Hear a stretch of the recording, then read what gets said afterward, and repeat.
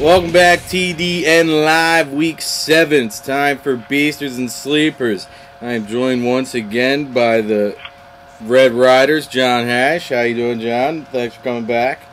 First up in the Beaster category, we have quarterbacks. And I know last week I made the prediction that the one Donovan McNabb was going to go nuts. He's going up against the Raiders in a scrimmage. This week I'm saying the same thing, only it's Peyton Manning this week. I think Manning's going to have a big game going up against St. Louis. Look for him to break the 300-yard mark and throw 3, maybe 4 touchdowns. What do you think, John? I like that, but before I make any pick, I want to put a disclaimer in and say that at any time the Oakland Raiders can appear out of nowhere and render any of my predictions useless. So don't hold it against me. All right. Peyton Manning, I agree.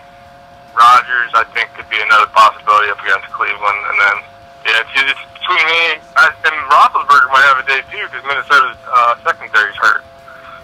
Wait and see. But I like Peyton Manning the most. All right, on to the running back position. D'Angelo Williams of Carolina, he had a great game last week, was 2 points shy of being the running back beast of the week. I think he gets it done this week against Buffalo. Buffalo gave up over 200 yards on the ground to the Jets. Thomas Jones, I don't think Williams is going to put up that much, but I do think he's going to break 100. Maybe get 2 scores, if not 1. So D'Angelo Williams is my pick at running back. Yeah, I'd like to see LT finally do something in Kansas City, so I've kind of got my eye on him this week. I know it's been beat to death, and he doesn't show up, but I'd like to see him do something this week, so I'm going with LT. LT against KC. All right, on to the wide receiver position. I'm going to go ahead and throw it out there. Randy Moss is going to beast against the Bucks. That's one of my picks for the wide receivers. Bucks horrible this year. Yet again, they could pull an Oakland Raider and upset, but that's very unlikely. Those kind of things don't really happen on a regular basis. So I like Moss there. I also like Jennings against the Browns.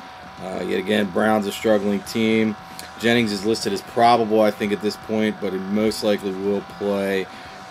Going off your Aaron Rodgers prediction, a beast and a quarterback, I think Jennings is this guy he looks for at wide receiver. So I got Jennings and Moss at receiver. I got Welker going up against Tampa Bay. And then I got Hines Ward, actually, just because, I mean, Antoine Whitfield's not going to play this weekend.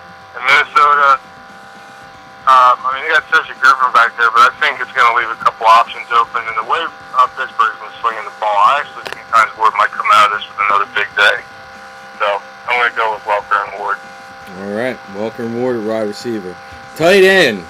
I'm going to go with Brent Selleck, Philadelphia Eagles.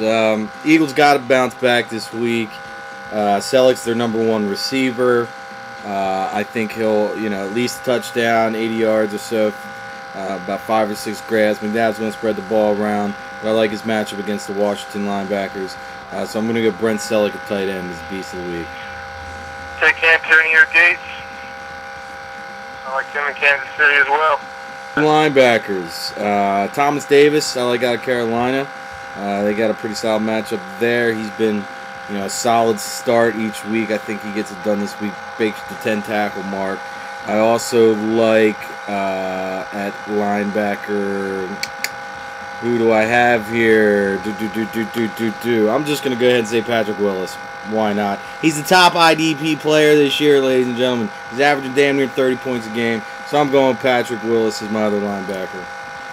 Well, that's actually what I had written down. I think Willis is actually going to do pretty well against Houston. On to the D-line, I have Justin Tuck going up against Arizona. He's going to be matched up against Levi Brown. I do like Tuck in that matchup against Arizona. I think the difference in that game is going to be getting pressure on Kurt Warner, so he doesn't pick them apart with Fitzgerald, Bolden, and Breston. And look for the Giants to bounce back. I think the defense is going to have to play well, so I look for Justin Tuck to have a big game at defensive line. I like Franey against St. Louis. On the cornerback, I like Antonio Cromartie against KC. I'm going with Cedric Griffin. I think we Winfield off the field, and the fact that Griffin's been he's been putting up some tackles, so I think he's going to get balls thrown at him. I just don't expect a whole lot of production other than that. Right. Out of their secondary. All right. safety, I think Palomalu is going to come back. I think Adrian Peterson's going to get past that line, get into the secondary. Palomalu is going to rack up some tackles for Pittsburgh in his return.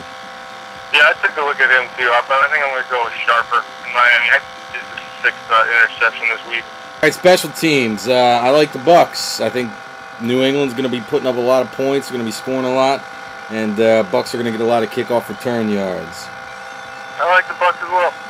On the kickers, I got 2 here. I think Carney versus Miami. I think that's going to be a tighter game to where New Orleans is going to be kicking some field goals more than touchdowns. Also like Gostkowski against the Bucks. New England, yet again, going to be scoring a lot, so he's going to have a lot of opportunities.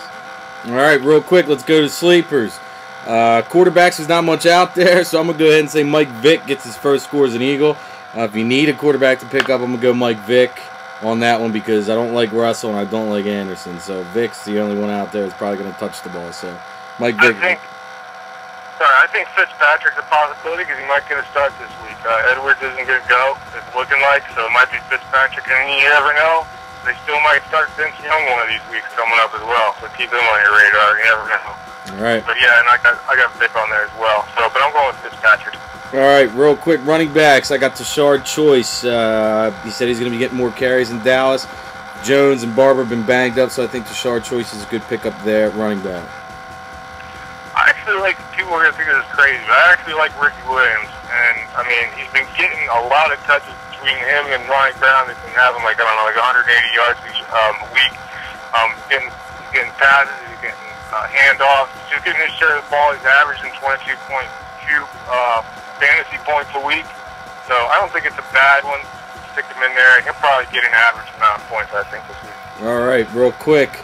Wide receiver, I got Robert Meacham. I think he might get a TD for the New Orleans Saints. And I got Pierre Garçon going up against St. Louis. Manning's going to spread the ball around. Number 2 sleeper wide receivers. Exactly who I have. Big play speed. Get down, maybe get you a touchdown for this week. Plug him in. All right. Tight end, real quick. There's nothing really much out there for tight end. Jeff King of Carolina, I think we both agree. So Jeff King's probably the only solid start out there on the waiver wire. So we both agree on that.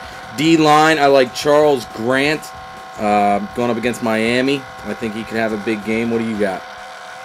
I got Kevin Williams. I like that down. Yeah. I don't know why. I'm not even sure where that came from. All right. I might screw that one up. Moving on. All right, moving on. Linebacker. I got Nick Roach, Chicago linebacker, put up 14 points last week, going up against Cincinnati. I think Cedric Benson's going to have to run the ball in order to be effective. And I got Dhani Jones also in that game to where I think Matt Forte is going to have to run the ball in order for Chicago to be effective. So I got Dhani Jones and Nick Roach. I got Akeem Jordan. Omar Gaither's going out. And, you know, he's got surgery in season-ending surgery this week, so King Jordan might get a couple more looks. He's averaging 7.2 fantasy points, 17.2 a week. And Clint Session going up against St. Louis. He's averaging 12. Move on. Safety. I got Deshaun Golston of San Francisco going up against Houston, Texas. I think they're going to be throwing the ball a lot. Look for him to get a lot of tackles.